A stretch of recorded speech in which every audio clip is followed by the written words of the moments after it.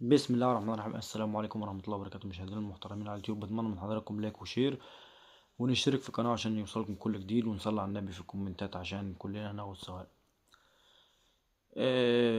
يعني خبر شبه مؤكد او قرار يعني رسمي خلاص، بإقالة يانيك فيريرا مدرب نادي الزمالك. وانا كنت قلت يا جماعة والله من بداية الموسم ان ده مدرب لا يليق بنادي الزمالك، مش على القدر ولا المطلوب ولا المدرب اللي الجماهير بتتمناه.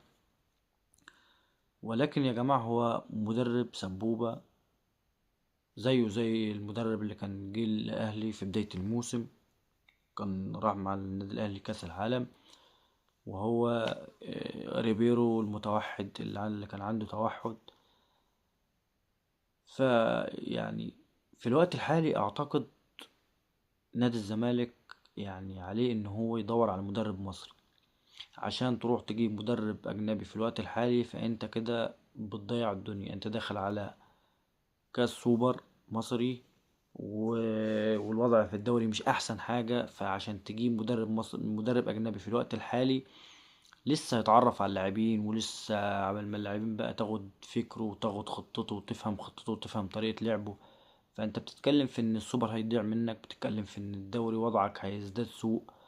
مدرب جاي جديد مش هتقدر تتكلم معاه ولا هتقدر تلوم عليه في اي حاجة، سواء في تعادل في هزيمة في خسارة السوبر، انت مش هتقدر تتكلم معاه فنيا، مش هتقدر تتكلم معاه لان انت واحد لسه بيشوف اللاعبين وبيتعرف على اللاعبين وبيعرف مراكزهم وبيعرف اساميهم.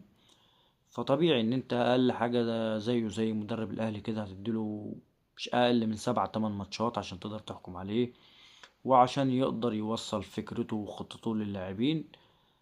فأعتقد في الوقت الحالي لو نادي الزمالك عايز ينقذ ما يمكن إنقاذه في هذا الموسم، فأنت ده وقت يعني ده دور المدرب المصري.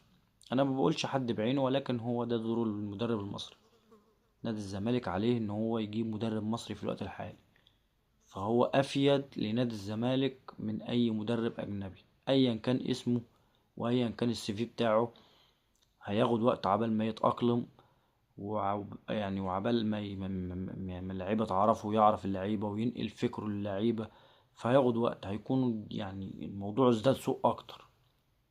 فأنا هي وجهة نظر، أنا وجهة نظري إنه في الوقت الحالي أفيد وقت وأفضل وقت إن الزمالك يجيب مدرب مصري في الوقت الحالي. والله الموفق والمستعان. السلام عليكم.